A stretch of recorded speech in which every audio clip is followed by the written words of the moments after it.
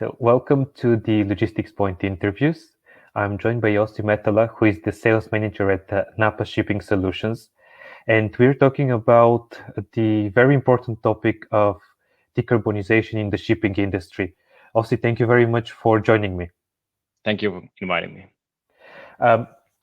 I know that you did a research on EEXI, which is quite a mouthful. This is a measure introduced by IMO. So could you please tell us, first of all, what exactly is it, and also what are the results of your research? The background of EEXI. So already almost a decade, the new builds have had to fulfill an EEDI regulation. So it's a design index for energy efficiency for new build ships. And this has been getting stricter and stricter year by year. But what was included in that EEDI were the existing vessels that were already built at the time. So with this new regulation, IMO is bringing all the vessels under the same umbrella of regulations. So it sets also for the existing vessels certain energy efficiency requirements. And in practice, let's say most of the cases out there, this will mean that the vessels, we're talking bulkers, tankers, container ships, ro-paxes, cruise ships, they will have to reduce the installed engine power through an EPL or engine power limitations, which means that, of course, the maximum power and maximum speed these vessels can achieve will be reduced. This will have some practical impacts on the vessel operation, because less speed, less transportation capacity there will be. We found out that the total reduction in carbon emissions was around 6.6%, and the carbon intensity reduced by 4.6% approximately.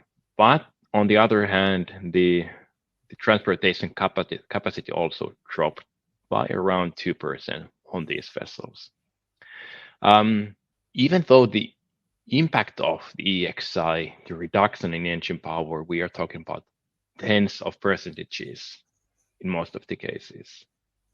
But in practice, these vessels usually operate, let's say, around 50, around 60% of their total maximum engine power. Mm-hmm.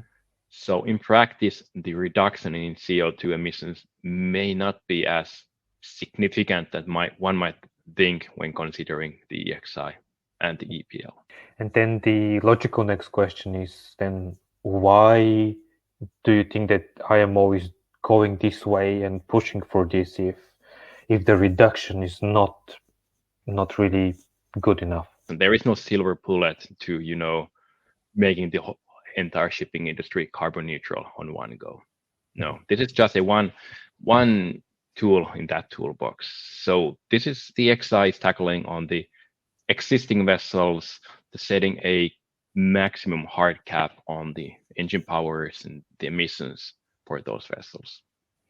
But there are also other ways or means to improve on this. For example, the CII, carbon intensity indicator, which is also coming January next year, which is tackling more on the operational side, not the technical side of the efficiency. How easy do you think this transition will be for the maritime industry?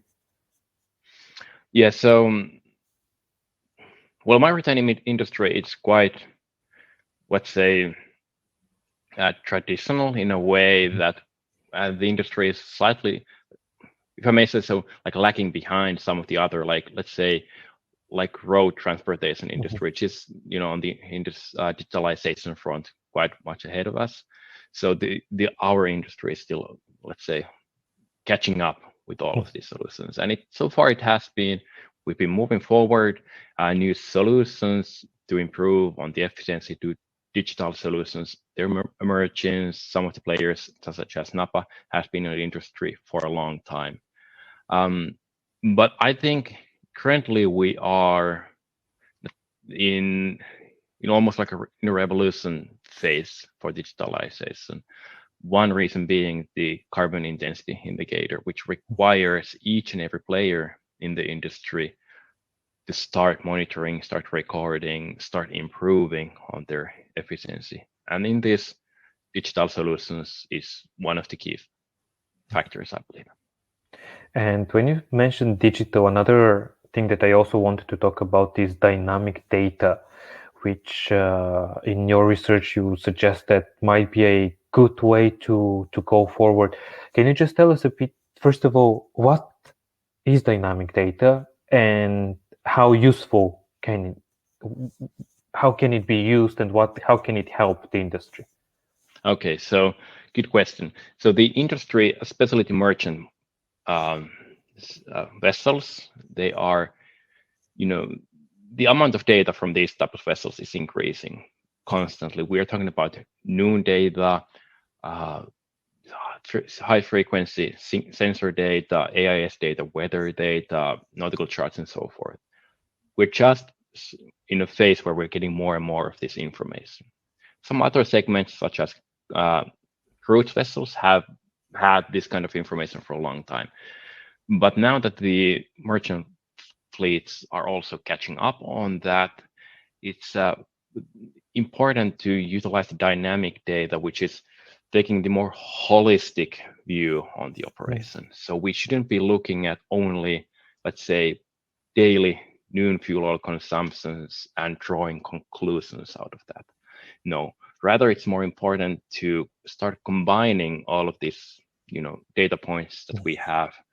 For example, taking the weather from the past 24 hours, combining that with the noon data from the vessel. On top of that, adding the vessel specific characteristics so that we can paint a complete picture from that 24-hour period and draw conclusions, actionable insights out of it. So dynamic data is taking the holistic view by combining different sources of data.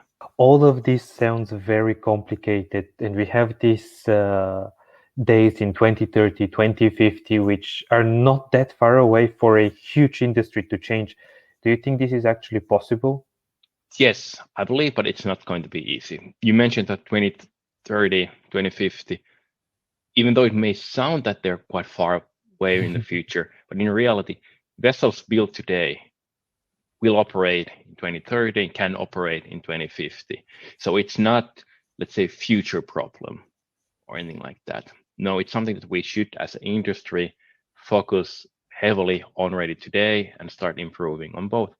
On technical improvements, so understanding what are the fuel types of the future, how the vessels are designed right now, so that they can be, future ready when these new fuel types emerge or start becoming more available.